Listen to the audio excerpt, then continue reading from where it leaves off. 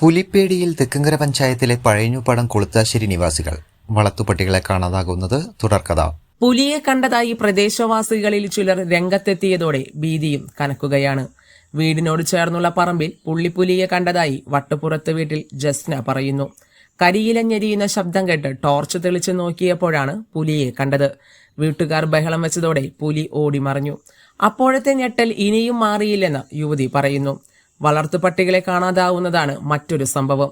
കദളിക്കാട്ടിൽ വീട്ടിൽ ബാബുവിന്റെ ഏറെ ഇണക്കമുള്ള വളർത്തുനായയെയും കഴിഞ്ഞ ദിവസം കാണാതായി. കുറഞ്ഞ ദിവസങ്ങൾക്കുള്ളിൽ മേഖലയിലെ 4 വളർത്തുനായ്ക്കളെ കാണാതായതായും വിവരങ്ങളുണ്ട്.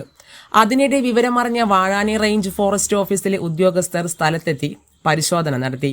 വനപാലകർ പുലിയുടെ സാന്നിധ്യം ഔദ്യോഗികമായി സ്ഥിരീകരിച്ചിട്ടില്ലെങ്കിലും കണ്ടത് പുലിയെ തന്നെയാണ് എന്നതിൽ ഉറച്ചു നിൽക്കുകയാണ് പ്രദേശവാസികൾ. ജനഭീതി അകറ്റാൻ അടിയന്തര നടപടി സ്വീകരിക്കണമെന്ന ആവശ്യവും ശക്തമാണ്. മാസങ്ങൾക്ക് മുൻപ് വാഴാനി ഡാമിന് സമീപം പുലി ഇറങ്ങിയതായുള്ള അഭ്യൂഹങ്ങൾ പുറത്തു വന്നിരുന്നു. കഴിഞ്ഞ ദിവസം ചേലക്കര മേഖലയിലും പുലിയെ കണ്ടതായുള്ള വാർത്തകളെ തുടർന്ന് വനം വകുപ്പ് കൂട് സ്ഥാപിച്ചിരുന്നു. ആനയും പുലിയുമെല്ലാം കാടിറങ്ങുന്നുവെന്ന വിവരങ്ങൾ ജനങ്ങളിൽ ഉണ്ടാക്കുന്ന ഭീതിയും ആശങ്കയും ചെറുതല്ല.